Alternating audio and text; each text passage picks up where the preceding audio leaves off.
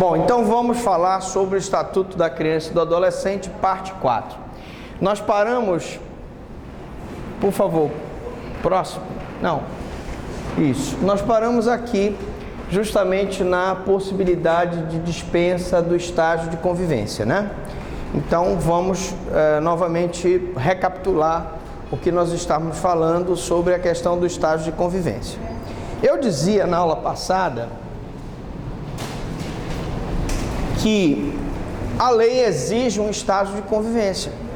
Para que uma pessoa possa adotar uma criança, por exemplo, eu tenho que ter um estágio de convivência, um período em que aquele casal vai ficar com aquela criança para saber se ele tem condições realmente de afinidade com aquela criança. Mas eu tenho a possibilidade da dispensa desse estágio de convivência. Vamos lá. O juiz poderá dispensá-lo em duas hipóteses. Primeiro, quando o adotando não tiver mais de 1 ano de idade, então, gente, não tem sentido você aferir a convivência quando a pessoa que vai ser adotada tiver tenridade, a pessoa que tem poucos meses de vida. Ele nem sabe, ainda não tem noção do que está acontecendo. E aquela família, então, não vai precisar do estágio de convivência. A segunda situação ocorre quando nós temos, quando houver convivência anterior convivência anterior entre o adotante e o adotando e o juiz considerar essa convivência suficiente. Então nós já vimos a situação aqui em que eu posso ter uma pessoa que já vinha criando aquela criança, já tinha inclusive a guarda de fato daquela criança e consequentemente, por ter aquela guarda de fato daquela criança, já vivia com aquela criança. E aí, quando ele já tiver a convivência, não há necessidade do estágio de convivência. Quando aquele casal já tem a guarda judicial, uma guarda liminar no processo de adoção, não há necessidade do estágio de convivência e pode haver a dispensa do estágio de convivência. Vamos passando. Adoção pelos cônjuges ou pelos concubinos, né? Os casados e os concubinos podem adotar em conjunto, bastando que um deles preencha os requisitos. Então eu tenho a seguinte hipótese. Eu posso ter 2 pessoas casadas que vão adotar uma criança. Posso ter 2 pessoas que vivem em união estável, são os concubinos que vão adotar uma criança. Posso ter a seguinte situação, uma mulher que é mãe solteira e não teve o reconhecimento daquelas crianças como filhos, não tem o pai registrado, e que passa a viver com um homem que não é o pai daquelas crianças. E graças ao amor que ele sente por aquelas crianças, ele deseja adotar aquelas crianças. Aquelas crianças, na verdade, já têm a mãe, não tem a figura do pai. E se eles vivem em união estável, ou se ele se casar com ela, ele pode adotar os filhos dela, que não são filhos dele naturais, mas que passam a ser filhos afetivos. Ele vai então, com a adoção, regularizar essa questão. E aí, uma vez adotado, a partir do momento que o juiz sentencia, aquelas crianças passam a ser filhas dele, com todos os direitos. Então, imaginemos que ele tivesse filhos de um outro casamento, de uma outra união. Essas crianças que ele adotou da mulher com quem ele casou, ou da mulher com quem ele está vivendo, têm exatamente os mesmos direitos das filhas do casamento anterior, que são deles biologicamente. Então, a adoção, como nós já vimos em aulas passadas, ela não admite nenhuma discriminação. Passa lá. Os casais divorciados ou separados judicialmente podem adotar em conjunto, desde que o estágio de convivência tenha se iniciado durante o período de sociedade conjugal. Outra questão interessante é um casal, durante o casamento, resolve adotar uma criança. E aí, meses depois, se separam, se divorciam. A pergunta é: eles podem adotar? Podem, os casais divorciados ou os separados judicialmente. Hoje não existe mais a separação judicial, existe só a separação mesmo de fato, porque hoje tudo se resolve através do divórcio. Vocês sabem que hoje a lei não exige mais aquele prazo mínimo, basta que você queira se divorciar daquela pessoa e não é mais obrigado você esperar o prazo mínimo para poder se divorciar. Não existe mais prazo mínimo.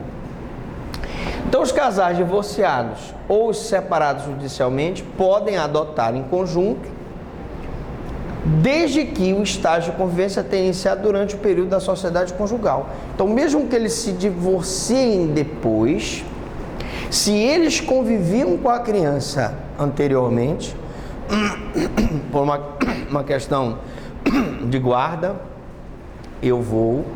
uma guarda anterior, uma liminar de guarda, vou permitir que mesmo eles separados eles possam adotar e que concordem com o direito de guarda e de visita, porque aí eles vão adotar aquela criança será filha deles para todos os efeitos legais, mas o problema é eles estão divorciados. Se eles estão divorciados, eles vão morar em casas separadas, então eles vão poder adotar desde que eles concordem com o direito de guarda. Então, quem é que vai ficar com a guarda da criança? Vai ser uma guarda compartilhada? Vai ficar com a guarda da mãe? Vai ficar com a guarda do pai? E o direito de visita, tá, tudo bem, fica com a mãe, mas o pai pode visitar todos os finais de semana?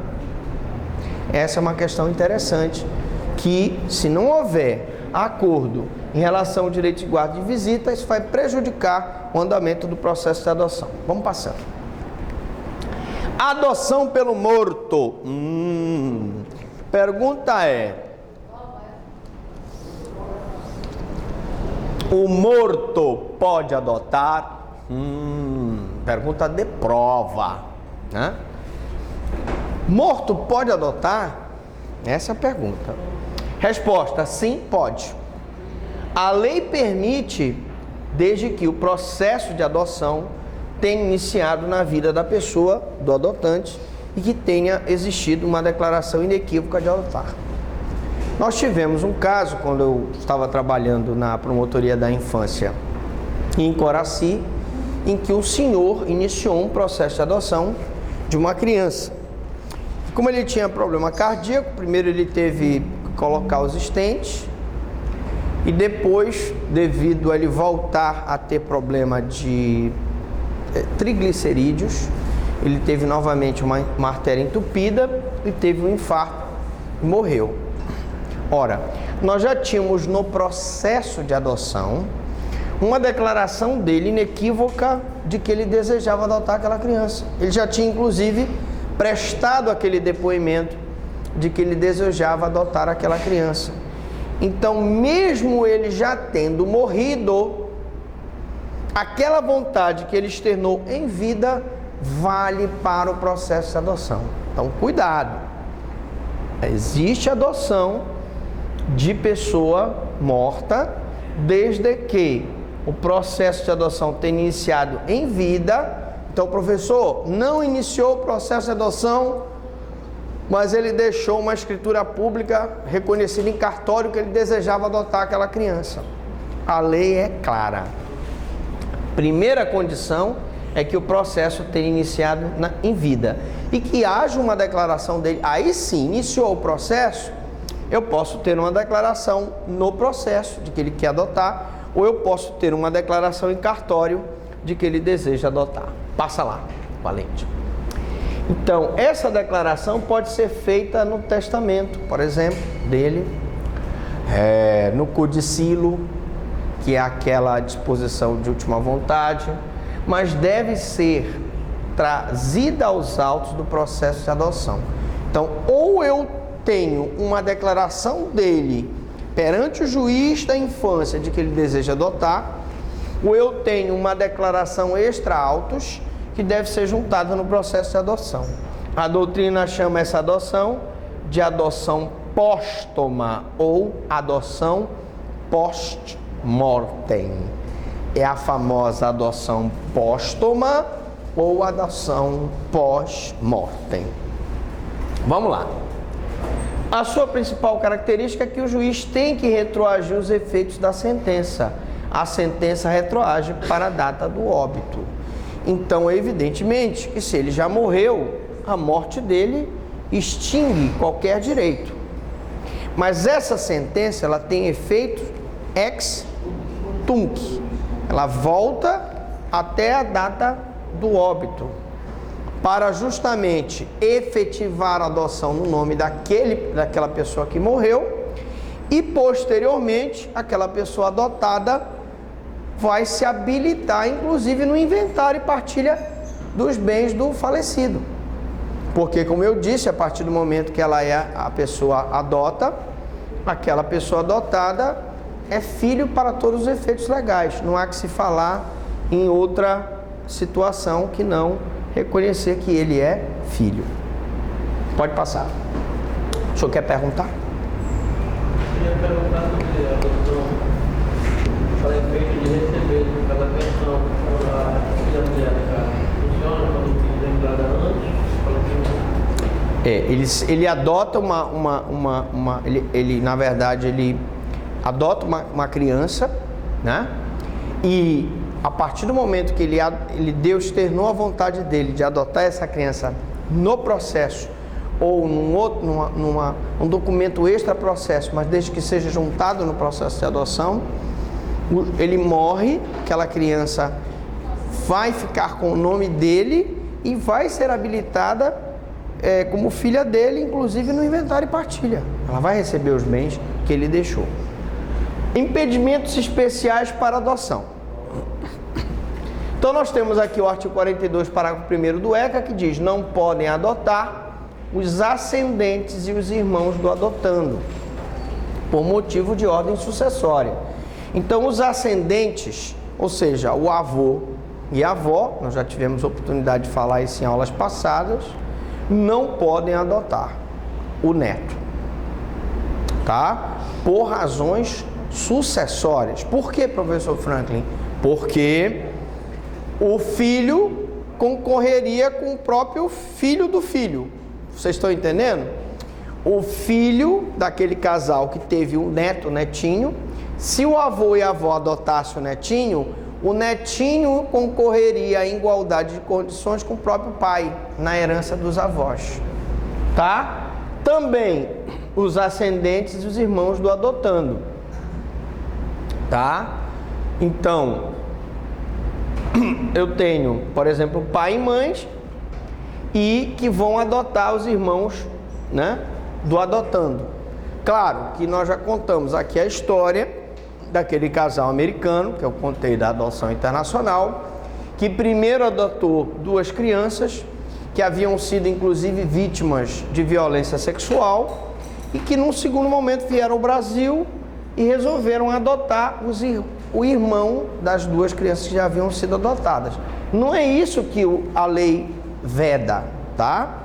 Aqui, os ascendentes e os irmãos do adotando, né? Eu não posso adotar meu irmão, é isso mesmo? Exatamente. Eu não posso adotar o meu próprio irmão. Eu posso ter a curatela, se ele for deficiente mental, né? E aí uma questão interessante que eu vi agora por esses dias foi o seguinte: o cidadão, ele tinha doença mental. Em virtude da doença mental, o irmão dele moveu uma ação de interdição e curatela, em que o juiz declarou que ele ficaria como o curador e o irmão dele, que tinha doença mental, ficaria como o interditado. Muito bem, declarou a sentença. Lógico que num processo de curatela, nós sabemos que há todo um cuidado para ser feito um laudo, para saber se realmente a pessoa não tem condições de praticar os atos da vida civil. Até aí tudo bem. O problema é que, com a certidão de curatela, que é uma decisão judicial, que transcreve no registro de imóveis a situação de curador e curatelado, eles foram no INSS e pleitearam uma pensão que o curatelado faz jus por ter problemas mentais. O INSS indefere o pedido, sob o fundamento de que a perícia do INSS considerou que o irmão não era deficiente mental. Ora, se eu já tenho uma perícia que foi feita judicial no processo de curatela, está havendo aí um conflito das duas perícias. Eu já tenho uma declaração do juiz civil que aquela pessoa é incapaz de praticar os atos da vida civil, tem um laudo na curatela. Como é que o INSS, então, resolve indeferir? Lógico que você vai recorrer primeiro administrativamente nas instâncias do INSS e, se não, mover uma ação, porque a pessoa curatelada tem direito a receber uma pensão do INSS.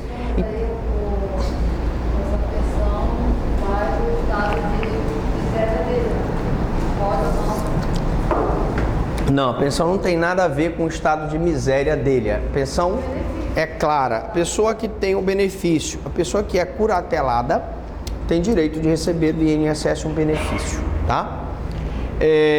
Artigo 44 do ECA, tutor e curador não podem adotar o tutelado e... Pode passar? O nosso assistente de palco, ele está meio ensonado, estava dormindo. E o curatelado, enquanto não houver... Estava discutindo aqui, ela disse que não pode, pode. Ah, sim. Estava... se distraiu um pouco. Bom, então, volta lá na setinha lá, isso, anterior. O tutor e o curador não podem adotar o tutelado e, passa lá, e o curatelado enquanto não houver o julgamento da administração dos bens que fizeram. Nós já vimos isso numa aula passada, que o único impedimento para que o tutor adote o tutelado é o julgamento da administração dos bens. Vimos também nessa aula de que se o tutelado, o curatelado tiver bens, nós vamos ter, e houver dúvida sobre a possibilidade daquele tutor ou curador administrar de forma errônea aqueles bens, nós vamos ter a especialização da hipoteca legal. Vimos também que ele como tutor, ou ela como curadora de uma pessoa doente, tem o dever de prestar contas sobre essa administração. Na ação o que é a ação de prestação de contas? Vai se provar tudo que ela recebeu de pensão dele, tudo que ela gastou. E se ficar comprovado que ela desviou o recurso, não vai ser julgado, a administração dos bens não vai ser julgada de forma favorável e, consequentemente, ela ficará impedida de adotar. Então, o único impedimento não é que o tutor não possa adotar o tutelado e o curador não possa adotar o curatelado, mas, enfim, precisa da administração dos bens. O motivo é evitar fraudes contra os pupilos, porque uma pessoa pode estar adotando a outra somente com aquele objetivo de ficar com os bens do pupilo, ou do tutelado, ou do curatelado. Passa lá. Adoção internacional. Perigo. Perigo total. Adoção internacional. Perigo total.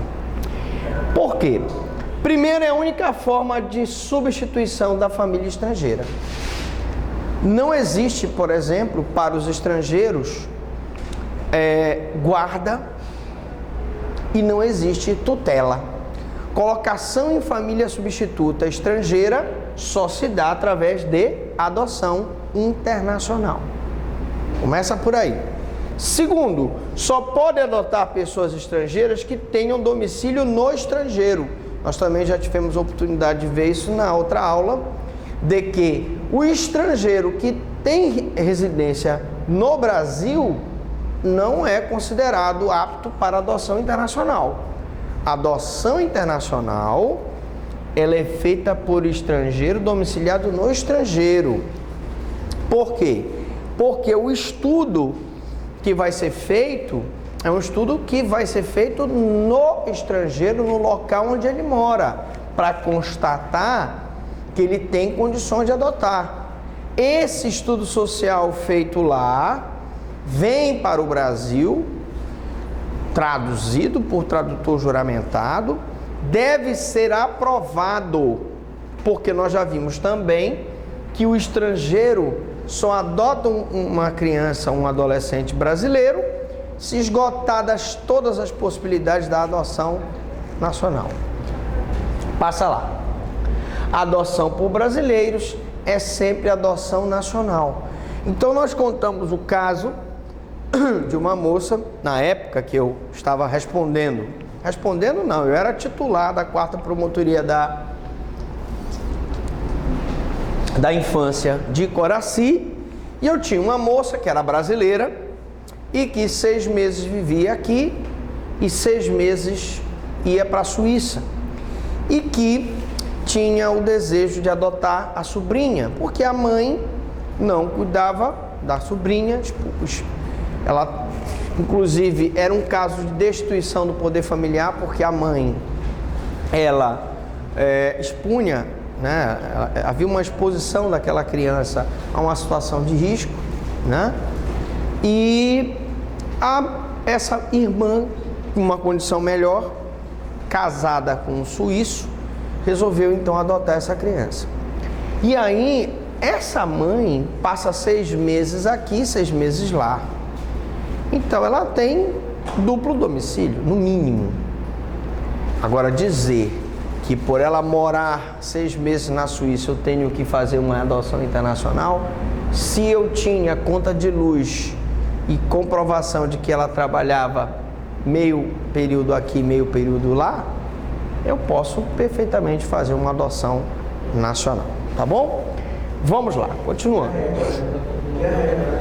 Oi? Que é a regra. É a regra. Agora, claro, se eu tenho uma brasileira que mora no exterior, aí ela não mora no Brasil. Mas não era o caso dessa moça que 6 meses passava no Brasil, 6 meses passava no estrangeiro. Requisitos especiais da adoção internacional. Primeiro, os adotantes devem comprovar que estão aptos a realizar a adoção no país de origem. Como é que se comprova isso? Vai ser feito um estudo social, vai ser juntado aí todos os documentos comprobatórios de que aquele casal que quer adotar, por exemplo, ele não tem nenhum antecedente criminal, não está sendo acusado por maus tratos, não responde por abandono material, ou abandono intelectual, ou abandono moral de uma criança. Ou seja, eles têm que comprovar no país.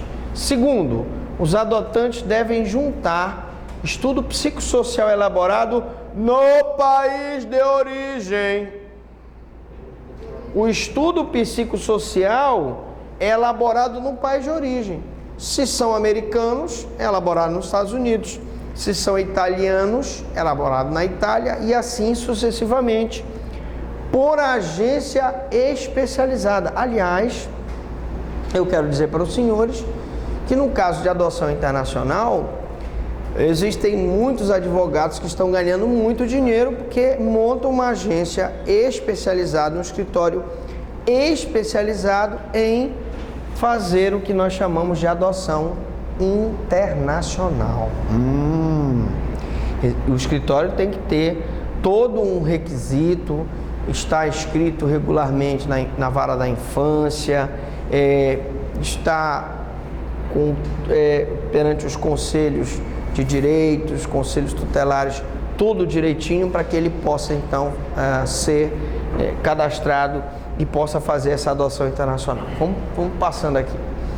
Os documentos estrangeiros juntados devem ser autenticados pela autoridade consular competente do país de origem. Um documento estrangeiro, além dele vir traduzido por tradutor juramentado, ele deve ser autenticado no consulado. Então, eu tenho o consulado brasileiro nos Estados Unidos, lá vamos autenticar os documentos do estudo social americano. Eu tenho um consulado brasileiro na Itália, vai autenticar.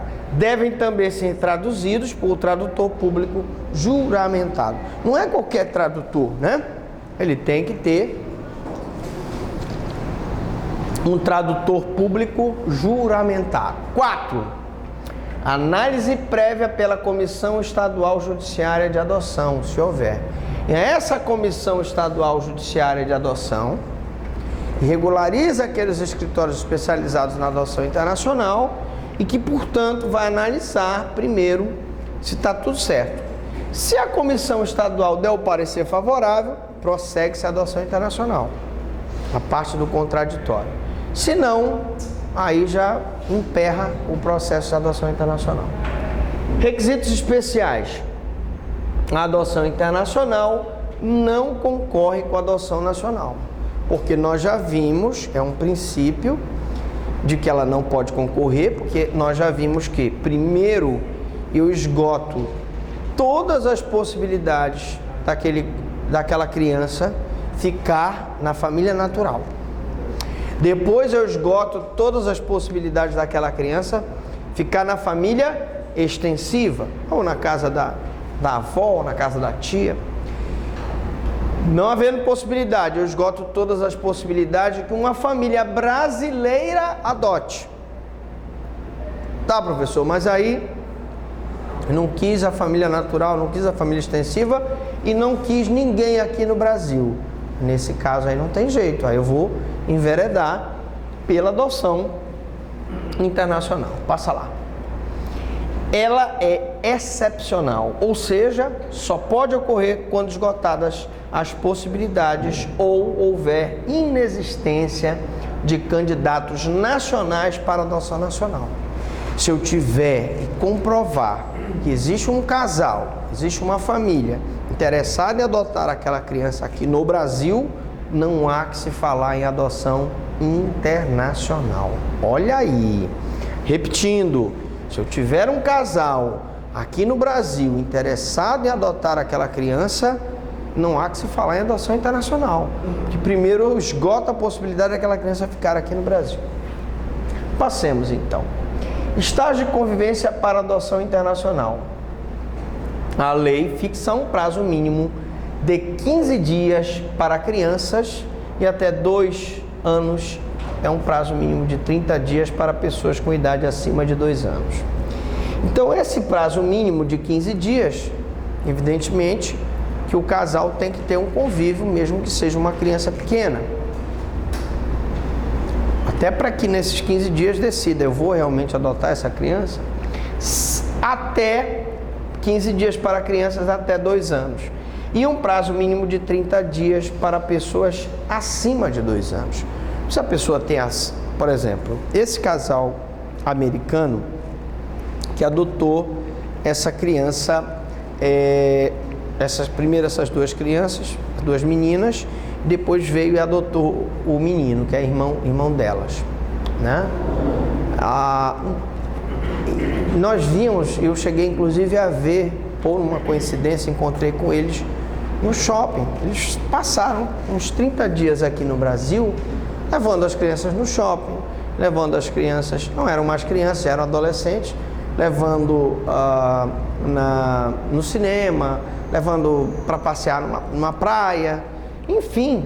Eles inclusive foram autorizados, parece que puderam, não sei se puderam viajar, o menino não, mas as 2 meninas.